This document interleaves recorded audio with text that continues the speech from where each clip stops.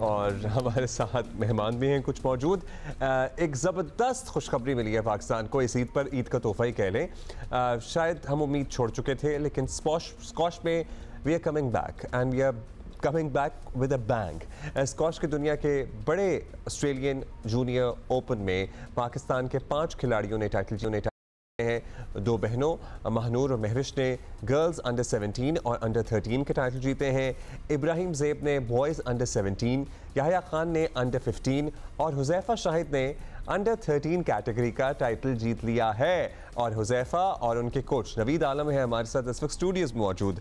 ज़बरदस्त भाई, कंग्रेचुलेशंस, माशाल्लाह छा गए हैं आप लोग। कि आज आप सबसे मुलाकात करने के लिए स्कूल हालांकि इतने दिन बाद खुले, लेकिन this little boy deserves appreciation from everybody across the country. और बाकी जो 5 लोग हैं जो सब जीत के आए हैं, सबको हमारी तरफ से, जियो की तरफ से, पाकिस्तान की तरफ से बहुत बहुत मुबारक हो। सबसे पहले तो हुज़ैफ़ा से बात कर लूँ आपकी इजाज़त से कोच साहब। Huzaifa, how does it feel although it's not your first, लेकिन फिर भी कि दूसरा टाइटल है ना आपका? दूसरा टाइटल है। उसकी ज़्यादा खुशी थी, इसकी ज़्यादा खुशी है? इसकी ज़्यादा, क्योंकि ये प्लैटिनम इवेंट था और लास्ट टाइम जब मैं जीता था वो गोल्ड इवेंट था। हाँ। तो ये बहुत बड़ा इवेंट था, तो ऑब्वियसली इसकी ज़्यादा खुशी होगी मैं जीतने की। लग रहा था जब जा रहे थे, नर्वसनेस ज़्यादा थी, कॉन्फिडेंस था कि हाँ भाई हम ये निकाल लेंगे? ओपोनेंट्स को स्टडी किया था, किस किस के मैचेस हैं, सब किया था? या जिस मैचेस था उसकी पहले गेम रीड करना, सर के साथ बैठ के समझ बताते थे कि इसके कहाँ वीक पॉइंट्स हैं, वो मुझे अच्छा सा गाइड करते थे। और ऑब्वियसली प्लेयर भी बहुत अच्छे अच्छे थे, और चाइनीज़, मलेशियंस, जितने भी प्लेयर्स हैं सारे बहुत टफ प्लेयर थे। लेकिन थैंक यू कि सर के उन्होंने मुझे अच्छा गाइड करा और मैंने सबको जीता, फाइनल में भी जीता सबको। और फाइनल तो आपका मलेशिया के साथ हुआ, लेकिन उससे पहले ऑस्ट्रेलिया से, चाइना से, जापान से भी गालिबन कोई मैच हुआ। अब कोच अब आपसे जानेंगे, आप बहुत से बच्चों के साथ काम करते हैं, बट आपकी निगाह पहचान लेती है कि हाँ किस में एक इंटरनेशनल प्लेयर बनने का जरासीम मौजूद है या वो है पोटेंशियल मौजूद? ऑब्वियसली हो जाता है, एक बच्चे में इतना हार्ड वर्क है वो नज़र आ जाता है कि वो कितना पंचुअल होकर ट्रेनिंग करना चाह रहे हैं और कितना टाइम को फॉलो कर रहे हैं, किस डिसिप्लिन से वो काम कर रहा है। तो ये अल्हम्दुलिल्लाह अल्लाह का शुक्र है, 18 साल का एक्सपीरियंस हो गया स्क्वॉश का, तो इस पर हाव न हो जाता है कि कौन सा प्लेयर्स कहाँ जा सकते हैं और कितनी मेहनत कर सकता है वो। सो आपकी जिम्मेदारी सिर्फ हुज़ैफ़ा की थी या आपके साथ कुछ और भी खिलाड़ी मेरे साथ वैसे हमारे जो नेवी के प्लेयर्स थे वो 3 थे, उसके अलावा पाकिस्तान से काफ़ी बच्चे गए हुए थे जिनको मैंने वहाँ पे फुल सपोर्ट किया, कोचिंग दी, और टाइटल जितवाने के लिए काफ़ी जहाँ हम जा सकते हैं हेल्प करने के लिए हमने हेल्प की। किस मौके पे आपको लगा कि हाँ ये जीत सकेगा, या किस मौके पे आपको लगेगा कि यार ये वाला मैच मुश्किल है, इसमें मुझे लग रहा है कि ये नहीं आगे जा पाएगा? क्वार्टर फाइनल टफ था, बट मुझे यकीन था कि अगर थोड़ा सा फोकस होकर खेलेंगे हुज़ैफ़ा तो इंशाल्लाह जीत जाएंगे क्वार्टर फाइनल। वो थोड़ा टफ था। क्वार्टर फाइनल किसके साथ था हुज़ैफ़ा? ऑस्ट्रेलियन था। ऑस्ट्रेलियन था ना, उनका तो होम ग्राउंड का एडवांटेज भी था। सो क्या कहाँ पे लग रहा था, क्या क्या क्या मुश्किल फेस कर रहे थे उस मैच में? मुश्किल फेस ये क्योंकि एकदम नया वेन्यू था मेरे लिए। हाँ। अचानक बिल्कुल, और कोड्स फास्ट भी थे और वो स्लो भी थे। हाँ। क्योंकि एसी की वजह से ना तो कोड वुड होती है वो बहुत मतलब स्लो रहती, तो ऑब्वियसली जान लगती है खेलने के लिए, और कुछ मिस्टेक्स की वजह से कुछ प्रेशर आ जाता है, लेकिन सर ने अच्छा गाइड करा मुझे। और कुछ होम ग्राउंड का भी फर्क जी था। सो इस पे होता है होम और अवे का एडवांटेज होता है क्योंकि होम ग्राउंड में उनका सारा क्राउड था जो फुली उनको सपोर्ट कर रहा था। क्राउड की सपोर्ट तो होती है, लेकिन चूंकि एक क्लोज्ड एनवायरनमेंट है, एक इंडोर स्पोर्ट्स है, सो इसमें कंडीशंस मैटर करती हैं, या कंडीशंस को, टेम्परेचर को मनूवर करके कंडीशंस चेंज की जा सकती हैं इसमें? जिस लेवल पे अभी हुज़ैफ़ा खेल रहे हैं उस पर ऑब्वियसली प्रेशर डेवलप होता है, क्राउड का होता है, क्योंकि अभी इतना ज़्यादा एक्सपीरियंस नहीं है, और एसी ज़्यादा या कम है तो वुड का बिहेवियर चेंज हो जाता है, बिल्कुल चेंज हो जाता है। अच्छा, इंटरेस्टिंग, ये चीज़ें नहीं है हमारे लिए भी, बट आपने माशाल्लाह टाइटल जीत के आ गया लड़का। अब हमारी यहाँ फैसिलिटीज़ चलें, बड़ी ज़बरदस्त बात है, यहाँ पे इनको ट्रेनिंग मिल रही है, पाकिस्तान नेवी इन खिलाड़ियों को सपोर्ट कर रही है, उन्हीं की मदद की वजह से आप लोग उन्हीं की रिप्रेजेंट करते हैं। हुज़ैफ़ा चले गए, एक पॉइंट पे मुझे बता रहे हैं नवीद साहब कि हमारा प्लान ही कैंसिल हो गया था, बिकॉज 4.5 लाख रुपए से ज़्यादा का तो सिर्फ रिटर्न टिकट है ऑस्ट्रेलिया का।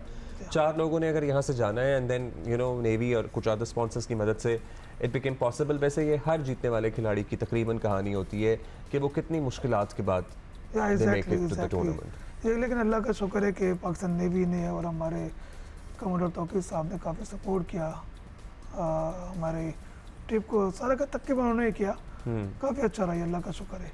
अच्छा, अब what's next? Platinum category title भी जीत लिया, अब क्या करना है? अब तुम्हारी कैटेगरी एज के साथ तब्दील होगी, क्या होगा? अभी मेरा नेक्स्ट इवेंट है एशियन जूनियर का, जो कि जून में, और वो बहुत बड़ा इवेंट है, पाकिस्तान में ही ऑर्गेनाइज होगा, वो इस्लामाबाद पाकिस्तान स्क्वैश फेडरेशन में। अब उसके लिए बस इंशाल्लाह ट्रेनिंग स्टार्ट कर दूंगा एशियन मैं। Junior, yes. तो क्या ट्रेनिंग, कितने घंटे ट्रेनिंग होती है? What is your schedule? क्योंकि बहुत से बच्चे जो तुम्हारी उम्र के देख रहे होते हैं ना, वो सोचते हैं कि भाई हमने तो ट्यूशन भी जाना होता है और हमने स्कूल भी जाना होता है, हमारे पास तो इतना, और हमने टीवी भी देखना होता है, सबसे ज़्यादा टीवी देखना होता है, तो हमारे पास तो इतना यूट्यूब भी देखना होता है, हमारे पास इतना टाइम नहीं होता हम ट्रेनिंग करें। What is your schedule? मेरा स्केड्यूल तो बहुत टफ होता है, क्योंकि जब सुबह स्कूल को भी लेके चलना होता है, सुबह स्कूल जो जाना होता है, स्कूल से आके बाद में डायरेक्ट स्कूल से घर जाता हूँ मैं, साइड स्कूल से डायरेक्ट क्लब जाता हूँ उनके पास खेलने। कितने बजे जाते हो? आई थिंक 2 o'clock, 2-2:30 बजे तक। इनके बाद आके वहाँ से ट्रेनिंग स्टार्ट करता हूँ मैं, और नाश्ता सुबह ही कर लेता हूँ। उसके बाद 20 से ट्रेनिंग स्टार्ट करता हूँ, जिसमें अलग अलग ट्रेनिंग्स होती है, सेल्फ प्रैक्टिस होती है, फिर इनके साथ कोच के साथ अलग ड्रिल्स होती हैं, फीडिंग के साथ अलग होती है, और फिटनेस सेशन अलग होता है, जिसमें सर अलग अलग कोर ट्रेनिंग स्प्रिंट्स, ताकि लेग्स की जो मसल्स है वो स्ट्रॉन्ग हो जाए। और बस फिर रात को आता हूँ थका होता हूँ, फिर अपना नाम भी याद नहीं रहता मुझे। ये होती है डेडिकेशन, कहते हैं मुझे अपना नाम याद नहीं रहता। सो फ्रॉम आफ्टरनून तुम रात तक ट्रेनिंग करते रहते हो? शाम तक? जी, शाम 6 बजे तक 7 बजे तक मेरा खत्म। और फिर ज़ाहिर है घंटे का traffic and all that. Traffic, घर जाते जाते फिर खाना खा के बस मैं सो जाता हूँ। बस सो जाते हो? फिर कभी बीच में, मगर हर रोज़ होता है ये सिलसिला, या स्कूल में ज़ाहिर है एग्जाम भी होते हैं, वो सारा भी होता है, स्कूल की असाइनमेंट्स भी होती हैं, वो कैसे मैनेज होती हैं? वो बस जैसे बस जब घर जाता हूँ, बस खाना खा के बस थोड़ा सा, मम्मा मेरी खुद भी ग्रेजुएट है, वो मुझे अच्छा था पढ़ा देती हैं, बस 1 या 1.5 घंटे के बीच में पढ़ के बस फिर मैं सो जाता हूँ। But you have your priority set. जी। सो ये बताइएगा, बाज़ लोगों के जहन में होता है कि भाई ये इंडोर गेम है, शायद उतनी फिजिकल एक्सर्शन तो खैर देख के लग रहा होता है स्कॉलरशिप में कितनी होती है, लेकिन इसकी ट्रेनिंग में और किसी आउटडोर स्पोर्ट्स की ट्रेनिंग में कितना फ़र्क होता है? बहुत फ़र्क है, स्क्वॉश के लिए बहुत आपको जान तोड़ मेहनत और ज़्यादा जान मारनी पड़ती है। सो तो फिर तो इनको डाइट का बड़ा ख्याल रखना पड़ता होगा। सो वो नखरे करते हो खाने में, आप क्या? नहीं, नखरे नहीं करता। सो क्या खाना होता है? A lot of protein you have to take? Yes, protein से, जैसे कि अगर आप मतलब ड्यूरिंग द ट्रेनिंग, आप अगर ट्रेनिंग के बीच में अगर आप कुछ लाइट खा लें, जैसे डेट्स हो गई या फिर ड्राई नट्स हो गए, जो आपको इंस्टेंट प्रोटीन, इंस्टेंट एनर्जी दें, और या मिल्क शेक पी लें आप, और जब ट्रेनिंग ख़त्म हो जाए फिर आप हैवी सा खाना खा लें, जो भी है, चिकन हो गया या बीफ हो गया, जो कि जैसे प्रोटीन, हाई प्रोटीन हो उसमें, बस वो खाएं आप। वो खाएं। सो अम्मी की भी साथ साथ ट्रेनिंग होती है ना, मतलब एक तरफ तो पढ़ाना भी है, फिर साथ साथ डाइट का भी ख्याल रखना है, वो सारा कुछ भी तो करना होता है। सो ये जो बच्चे हैं जो इस लेवल पे पहुंचे हैं, जो 13 साल की उम्र में प्लैटिनम कैटेगरी का एक टाइटल जीत के आ रहे हैं, ऑस्ट्रेलियन ओपन अंडर 13 टाइटल जीता है, हुज़ैफा ने हमारे साथ मौजूद हैं, उनको किस उम्र से आपको डालना चाहिए, या किस उम्र से आपके साथ ट्रेनिंग शुरू करते हैं ये बच्चे? यूजुअली होता ही है कि 6-7 साल की उम्र आइडियल एज होती है, 7 ईयर्स। 7 साल में अगर बच्चा शुरू कर दे तो मतलब ज़रूरी नहीं है उसको हम टफ ट्रेनिंग सेशन करें, फ़न गेम करें, इंजॉय करें, 1 साल इंजॉय करें फ़न गेम में, ताकि बच्चे का इंटरेस्ट बढ़ता रहे। कि जैसे ही वो 8 साल का हो जाए उसके बाद उसको काम शुरू कर दें एज अ प्रोफेशनल वे में। एज अ प्रोफेशनल हड्डियाँ डेवलप हो जाती हैं उस वक्त तक, इतनी कि इतना प्रेशर और फोर्स बर्दाश्त कर सके। बट वो भी ऑल्टरनेट डे चलेगा, ताकि बच्चों के ऊपर ज़्यादा लोड ना आए। कोई इंजरीज वगैरह का भी चांस होता है? या इंजरी का भी चांस होता है। सो क्या कलाई की इंजरी होती है ज़्यादा, या फुट इश्यूज होते हैं, कमर के इश्यूज होते हैं?